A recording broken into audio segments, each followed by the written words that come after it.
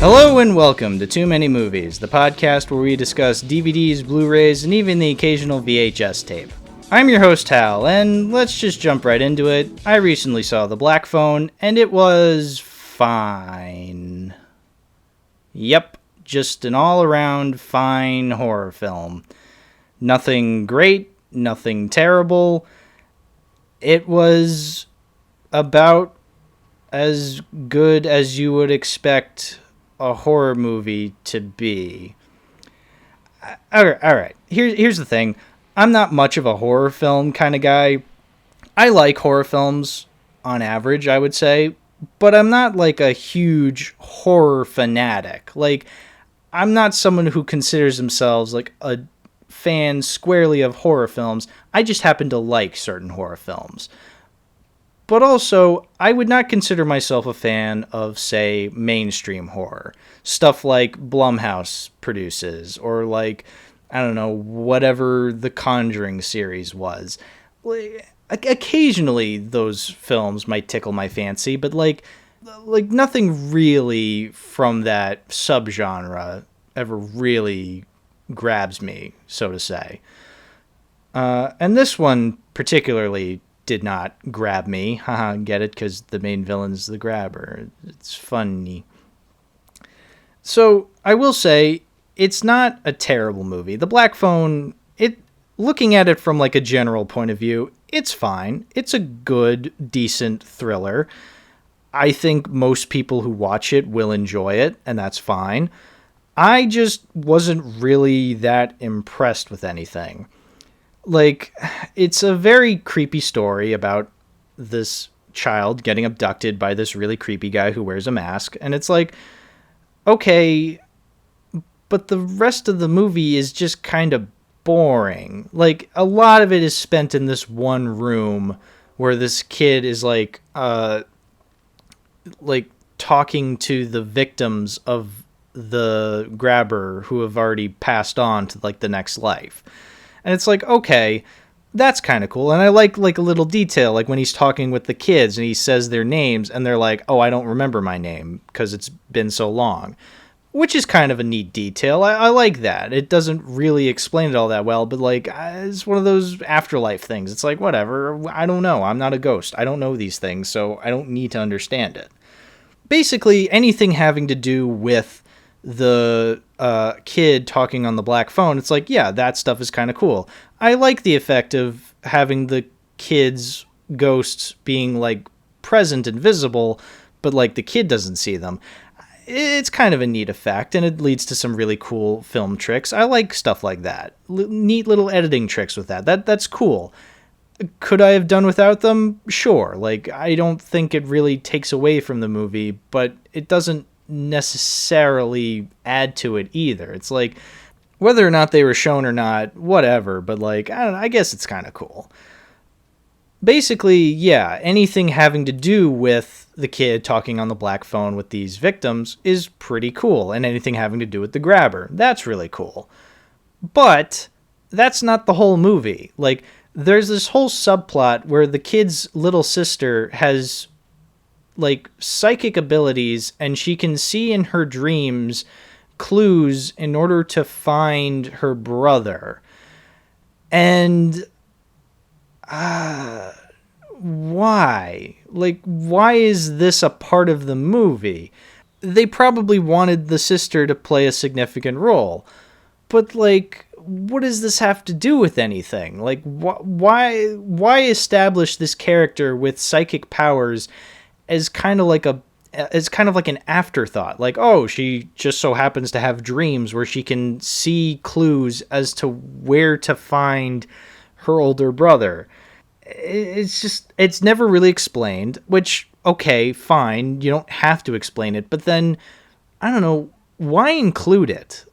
And also, why include it if it doesn't amount to anything? Like, she doesn't save her brother. Like, he gets out of, spoiler alert, he gets out of it. He escapes from the crazed killer individual. Yeah, there goes the tension, by the way. Like you thought he was gonna not survive. He makes it out, don't worry. But like, the sister had nothing to do with that. Like, they just so happened to be there when he finally gets out. She like, her big contribution was that she found the house where the victims were all buried, because it's another house, because this serial killer has enough money to have two different properties, apparently. Okay, like, whatever. It's just for, like, the sake of the twist and the sake of the generic plot line this movie's going for. And I get it. Like, there's a certain formula you have to follow with horror, I guess, which is why I don't really tend to like these kinds of movies, because they feel very formulaic. Hey, guess what? There's a lot of jump scares in this movie. Great. I fucking hate jump scares. Not because they actually scare me, but because they feel like cheap scares. Like, I hate jump scares because they don't add anything to the movie. They're literally just characters walking by the camera, and, like, the musical score hits, like, loudly, like, and that's thanks to, like, the musical score or the sound editing and sound mixing, and it's just annoying because it's just like, oh, we really got you, ooh, aren't we scary? It's like, no, you're annoying. I hate that. I hate jump scares, and they're still doing it in the year of our Lord and Savior 2022. I can't stand it. I really want horror movies to stop with the jump scares. It's really, really annoying. But, of course, they're going to keep doing them. We still got the FNAF movie to come out, and that's going to be chock full of jump scares. I can't wait. So I'd say, in general, the acting was serviceable. The kids were fine. I can't say they were the greatest child actors. I feel like I was more distracted by their dialogue, and maybe that's what distracted me from truly seeing their performance, because a lot of people have been praising the little girl, and I just wasn't all that impressed with her, and that probably has to do with the fact that she was just saying the most weirdest, dumbest shit, and I'm just like, okay, whatever. But, like, apparently she was great. I don't know. I didn't see anything that great. I mean, she was better than the alcoholic father, who was shockingly the worst actor in the movie. I was absolutely befuddled by the fact that this guy was as bad as he was making it out to be. Like, holy shit. This alcoholic father, like, not only is he a stereotypical character, how he's just like, oh, I'm drunk, I slur my words, and I beat my children, oh, aren't I just so complex? It's like, I can't stand alcoholism in movies. It's so annoying and irritating. I can't stand it. But even just that, like, besides the writing, his acting is just terrible. He's so bad. He's so not convincing, and I just can't stand it. And luckily he's not in the movie for very long, but I just would prefer if he wasn't in the movie at all. That's really the biggest problem with The Black Phone. There's too much in this movie. You want to know how long this movie is? 103 minutes. Now, what is that? An hour and 43 minutes. Not terrible. Like, not a terrible, terrible length of a movie. I mean, considering that this is based off of a short story, it could have easily been a short film, or, at the very most, an hour and a half. Why are movies so afraid to be an hour and a half? You want to know what's a movie that's an hour and a half long? The Dark Crystal. The Dark Crystal is like 93 minutes or something like that. That's great. That's awesome. Why can't more movies be that length? Why can't they just be shorter? Like, you don't have to be an hour and 40 minutes or 2 hours or 2.5 hours. Like, yeah, I'm not opposed to long lengths in movies. I'm opposed to them when they're not justified. And this here is not justified. There's just way too much going on when really the main focus should just be on the kid in the room. And yeah, that is the main focus. But then you have the little vignettes where it's like, from the sister's point of view, and you just have the cops walking around. It's just like, I don't care for this. Like, the most interesting part of the movie is the boy in the room. And even then, that comes with its own flaws. There's this one part where he actually does escape from the room, but it's like, okay, obviously this is halfway through the movie, so he's not going to get away. I can't stand that in movies where it's just like, oh, is he going to get away? Is he going to escape? It's like, no, because you're paced horribly and you're a formulaic horror movie. Of course he's not going to escape. What do you know? Just so happens, though he could easily escape from that situation, the movie just edits it in a way where he can't escape. He gets caught by the grabber and gets thrown back into the room. It's like, oh, great. Oh, and he gets thrown back in the room and not killed, even though the grabber could easily kill him. It's shit like this. Shit like this is the reason why I can't stand most modern mainstream horror. Because it's so formulaic, and it goes through the same motions you've seen a million times in other horror movies. That's why I would consider my favorite horror movies to be stuff that's not formulaic. Like, that's not considered traditional horror. Like, I love The Shining. That's considered a classic horror film, but it's not considered, like, traditional horror. I love Alien. That's more so considered a sci-fi film. The Lighthouse. I love that film more as a horror film. I love the Evil Dead movies. Those are some of my favorite horror films of all time because they're both really creepy, really well done special effects, and they're really funny. I love horror when it's able to kind of blend itself to other genres and it's able to stand out on its own. Like, the film is able to stand out on its own. It doesn't rely on other horror tropes in order for it to be good. It relies on its own story and it relies on itself to be good. And that's why I can't get into other horror films like The Black Phone, because it's depending on the horror formula. It's depending on the Blumhouse formula of cheap jump scares, kids swearing, 70s nostalgia. It's just like this shit we've seen in other movies and done better in other movies. So I'm very unimpressed with The Black Phone. I will say there are worse horror films than The Black Phone. There are worse horror films I've seen this year than The Black Phone. Fresh was awful. That I made a lot of comparisons to Fresh as I was watching this movie, because that movie deals with a character being kidnapped and being held captive by this creepy guy. But Fresh was annoying and on the nose and clearly was trying to be clever and have themes about, like, women and dating and abuse and shit like that. And it was so full of itself. I genuinely hated that movie so much. It astounds me that movie has so many positive reviews. But The Black Phone, to its credit, is just trying to be a standard horror film, which is to its credit, but also to its detriment to me personally. So, obviously, with it being a recent release, and it is out on Blu-ray at the time of me recording this, am I going to go and get it on Blu-ray? Absolutely not. It's not something I would ever really watch again. As I've been saying, I'm not much of a mainstream horror fan, so this is just not something I really enjoyed all that much. It's one of the better horror films I've seen this year, which is kind of sad, but, you know, it is what it is. I'm not really all that pissed I saw it.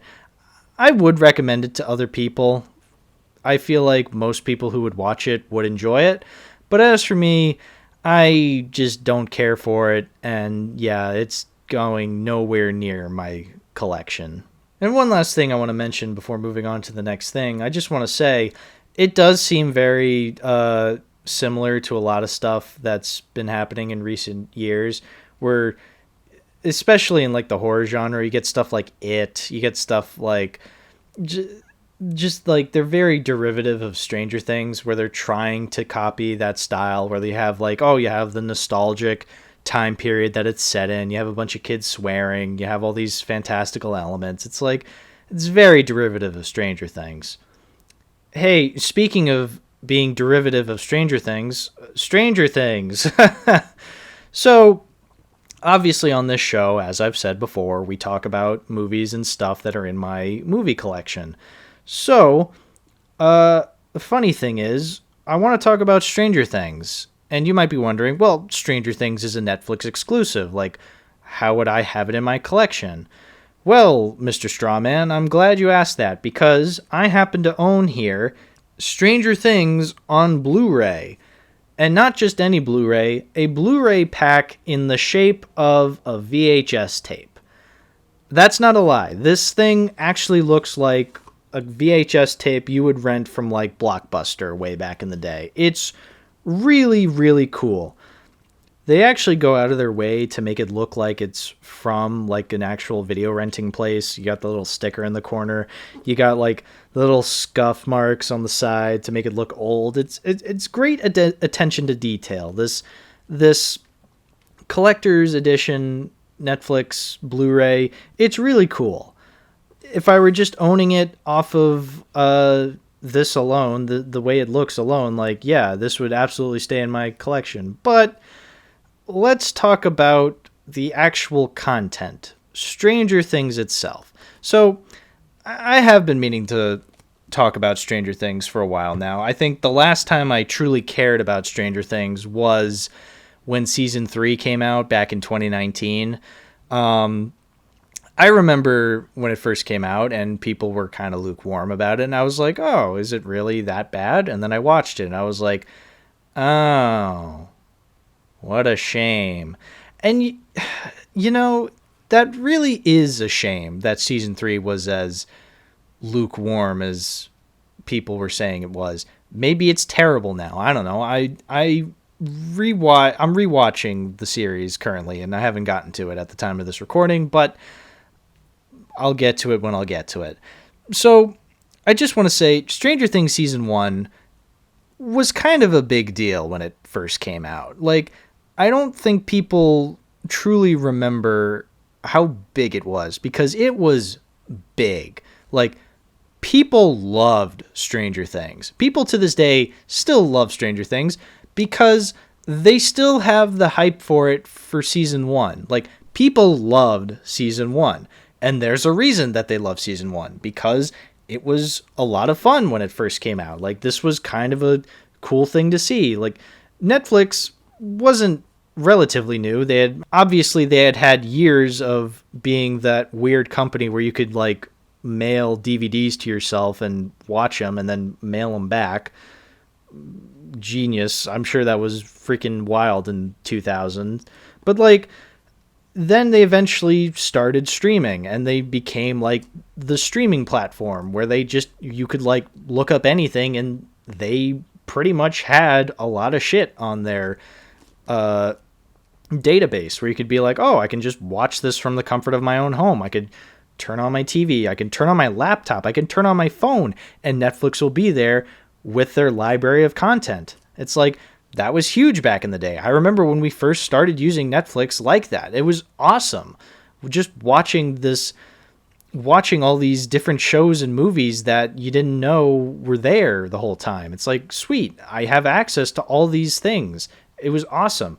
And just to be the cherry on top, they also had original content. And back then, that was kind of cool. It's like, holy shit, original content. Let's watch that too. Obviously, nowadays, like, Netflix original content is seen as kind of like the worst shit ever. And yeah, like, you get stuff like The Kissing Booth and Big Mouth and He's All That and Metal Lords. And just, I could list like a whole bunch of just terrible garbage that is just kind of the worst thing ever. But back in the day, the original content was BoJack Horseman and Stranger Things. You had stuff that people actually liked. Like, people liked Stranger Things. Not because it had the Netflix brand or it had the Stranger Things brand to it. Like, there was a time when Stranger Things wasn't a thing. Like, people didn't know what it was. And so they had to watch it just because it was this new thing that Netflix was showing. They're like, hey, look at this new show we made. And people watched it and they're like, holy shit, we love this. I will say, though, we were I think we were a little too nice to Stranger Things at first. And I get it. Like, obviously, whenever something comes out, and it's new, and we're just like, holy shit, this new thing is so cool. Let's praise the hell out of it. But even with that said, I feel like Stranger Things is a little overhyped. It's not great. It's not a great show. It's not a bad show. The first season, at least, is not terrible.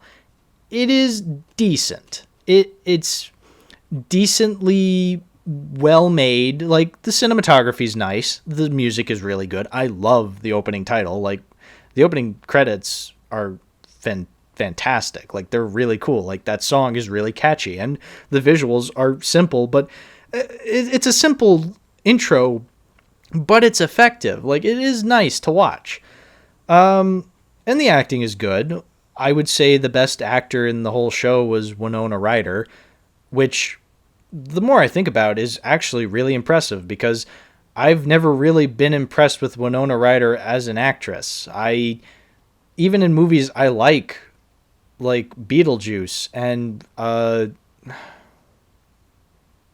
Beetlejuice, like, that she's been in. Like, I don't like her in Beetlejuice. She sucks in that movie. But she is really good in this show. Like, she was giving it her all. She was actually, like, trying. It genuinely felt like she was, like, this crazy person, and she was awesome. I liked her a lot in this show. I was even impressed with the child acting. I thought the kids were great. Millie Bobby Brown, when she wasn't talking, was pretty good. She could have this, like, really scary looking stare to her. It was really cool. Finn Wolfhard was actually trying, something you don't see him do in Ghostbusters Afterlife. Like, it was cool. It was cool watching these little kids actually feel like friends, and they feel like kids, and they feel like real people. It was really cool to watch. I was less impressed when it came to other aspects. So obviously the grand story of Stranger Things season 1 is Will Byers is this little kid who goes missing, and, like, the whole town kind of freaks out. And I was most intrigued with the show when it was about the kids, when it was about Mike and Dustin and Lucas and even Eleven. I was kind of interested in. Like, whenever it was focused on them, like, that was the best part of the show. But that wasn't the whole part of it. Like, you can't just make a show out of those characters. Like, you got to have other characters to focus on if you're going to make it a TV show. And so we got a whole subplot about Nancy, Mike's older sister, and I'm not really a fan of Nancy, I realized this time around, watching through this show again. I don't like Nancy. I think she's this petty and just all-around unlikable character that I'm supposed to like because, I don't know, she's a teenage girl and I'm just supposed to like her. It's like, she sucks, man. She just sucks. I don't have any sympathy for her. The actress is fine, but, like, you can only do so much when you're written to be so generically likable. And she just sucks, man. I don't like her. Jonathan, I'm not a fan of either, just because he seems like the typical weird kid, and he just doesn't act like any weird kid I've ever known. It's just, he's weird for the sake of the plot. Hopper, I sometimes can bear with, but other times I'm just like, all right, you're just some generic main cop guy who's just like, oh, I'm gonna solve this mystery by sneaking into this facility and punching a guy, and that's how I get through. It's like, oh, okay, well, that's lame. Okay, oh, I'm punching this security guard, and that'll not amount to anything, even though it does.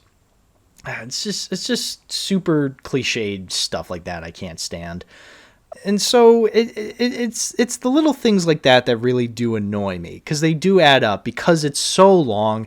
It's 8 episodes long, and I get it, like, it's a show, but you do get the feeling that, and I get this feeling from, like, a lot of the Disney Plus Marvel shows, and Kenobi and The Mandalorian. And just like a lot of modern shows feel like they don't need to be shows. Stranger Things could have easily been a 2.5 hour long movie. And it would have been just as impactful as it being like an 8 episode miniseries. Because a lot of it stems to, because it's a show, like the filmmakers feel like they have to stretch it out. And I feel like that really bogs down the pacing. I can't stand when TV shows feel like they're being stretched out. Like I said, the Disney Marvel shows do that. They feel like 2.5 hour long movies, but stretched out into 6 hours. And so you get scenes that are repeated over and over, and you get like unnecessary scenes that didn't need to be there.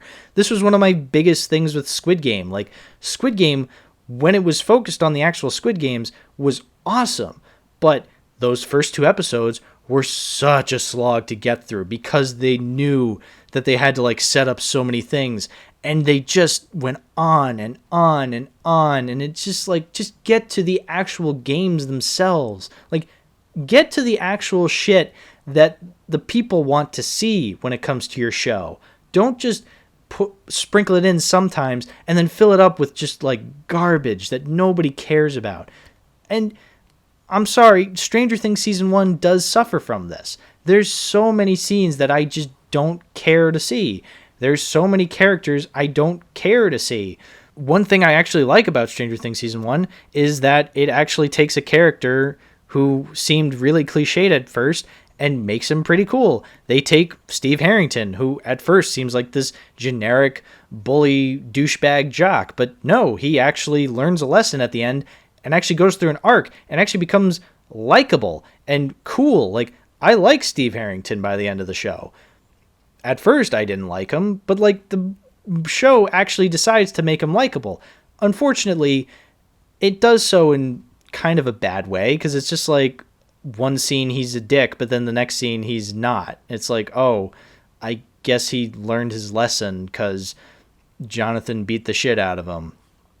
Like, okay, what a heroic character. He decides to change his ways because another character beat the shit out of him. It's like, I don't know. That's not really likable. That just means he's a pussy. It's like, all right, I take it back. I don't like Steve Harrington. He's kind of a pussy.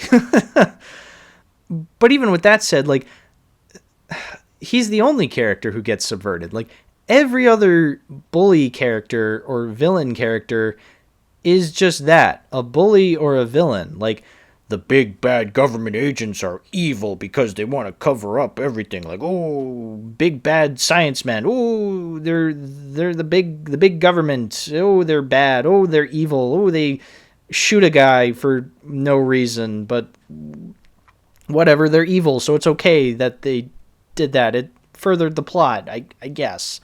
And then, oh, you get the Steve's friends who are just dicks because they're dicks, so then they can make Nancy seem holier than thou. You get the kid bullies who are just like, hey man, you hey frog face, hey, I'm gonna make fun of you.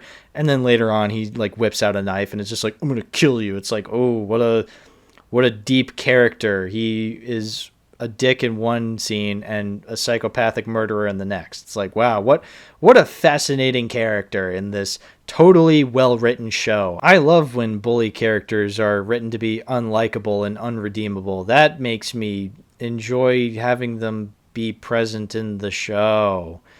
I'm being sarcastic. I don't like when that happens. Stranger Things is such a fascinating show to me because people loved this shit when it first came out, and they still love this shit. Like, there's so many Stranger Things fans still around, which is really funny to me that this show has lasted this long when really it shouldn't have. Like, we really should have just stopped at season 1.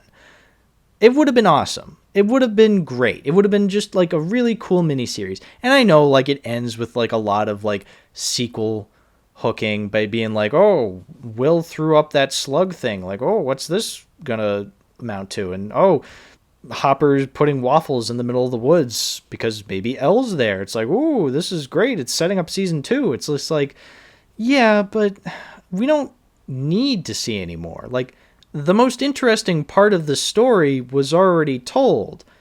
Like, it's why I don't understand why people get excited for sequels of movies made years later. It's just like, why do you want to see a sequel to Star Wars when Return of the Jedi wrapped things up just fine? Why do you want to see another Lethal Weapon movie when the 4th one ended just fine?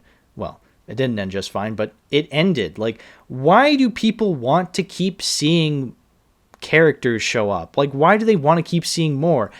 I get it, because we like these things, but I would like these things even more if it was just that. Like, imagine how great Stranger Things would be if it was just that one season. Like, yeah, I've been saying I don't think it's that great, but I would prefer if it would have just been that. Like, just this one season, this one line of 8 episodes of this really cool mystery set in the 80s. It's just like, great, like, this was fun, but move on to something else. It's like, no, we got to make seasons 2, 3, 4, and now a 5th one's in development. It's just like, now you've just made it lame. You've made this world lame because you just had to over-explain everything and keep it going. And it's just like, now I don't want to see it because now I see these kids as young adults. It's like, great, now I don't care. It's the same thing happened with Star Wars. The same thing happened with a lot of things. This is why, even though I'm pissed that Netflix canceled Dark Crystal Age of Resistance, I'm kind of glad they did, because we only got the one season. It's like, well, great. From the beginning to the end, that's all we get of the Dark Crystal Age of Resistance. It's like, okay, great. Now Netflix won't fuck up in season 2. Now things won't get over-explained because Netflix realized they had something good and they decided to stick their greasy sausage fingers all over it. It's like, no, now just leave it alone. Great. Awesome. I like when studios don't meddle with my favorite things. Do you know how hurt I would be if Age of Resistance turned out to be terrible in season 2? I wouldn't be able to do anything about it. I'd probably just move on with my life. But I'd be pissed. I'd be very, very pissed. And it's just a shame that Stranger Things is in the state that it is now, but I should just judge it for what it was as season 1, because that's all I have right now. That's all I've seen so far in my rewatch is Stranger Things season 1. And I could complain about a lot of things, but it is decent. I didn't hate my time watching through it. I was annoyed by a lot of choices, but overall, I can't say it was the worst rewatch I could have hoped for. I actually did enjoy some of season 1. Like I said, the cinematography was pretty good. The music was really good. I'm a sucker for synth. What can I say? I love synth music. So, like, there was a lot of it in season 1, and I loved every second of it. And like I said, the acting is really good. Some of the characters are very likable. It's a fine show. It's a fine season. It's fine. Like, I like it. Would I watch it again? Probably. Like, I could see myself watching season 1 of Stranger Things again. Not anytime soon, like, at all, because there are better things I could rewatch, but it's not terrible. So now's the time where I look at this Blu-ray pack before me, and I ultimately decide, is this something worth keeping in my collection? Now, as I said at the beginning, just the detail of this thing is freaking unbelievable. Like, I love it. I absolutely love the design of this Blu-ray pack being like a VHS tape. I wish more things were designed as cleverly as this. Wouldn't that be awesome? But with that said, as clever of a design as this is, I'm not a huge diehard fan for Stranger Things. I don't care enough to keep it. I don't care to own this and watch it over and over again. And it's a shame because it's a really cool design, and it's really rare for Netflix to put something that's streaming exclusive and make it not streaming exclusive. Like, actually put it out on Blu-ray. Like, this is really clever. I wish they would do it for other things. I wish Dark Crystal Age of Resistance had a VHS Blu-ray pack. Like, how cool would that be? That'd be freaking awesome. Netflix, please put Dark Crystal Age of Resistance on Blu-ray so I can never watch your garbage site again. So yeah, is this worth keeping? Not really. To me personally, it's not.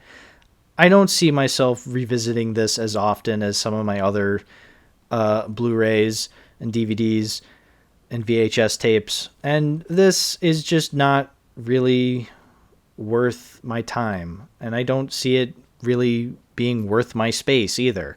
I liked Stranger Things Season 1. I could watch it again, maybe on Netflix. Not my own account, but, you know, somebody else's account, I'm sure. But, I'd say that's a no from me, dog. No Stranger Things Season 1 Blu-ray in my collection. You know, it's funny. I keep saying in my intro, hey, I talk about DVDs, Blu-rays, and the occasional VHS tape. But I have yet to talk about an actual VHS tape. But I guess if we want to be technical, this Blu-ray pack in the shape of a VHS tape is technically the first VHS we've talked about on this show. Okay, I'd say that about does it. Thank you all for watching. Thank you all for listening. Thank you all for tuning in and hearing me ramble about 2 different horror approaches starring child actors and being all around fine, nothing special, nothing great. That's what we do on this show. We talk about things that are fine. It's fine. Whatever. Alright. See you all later, whenever that may be.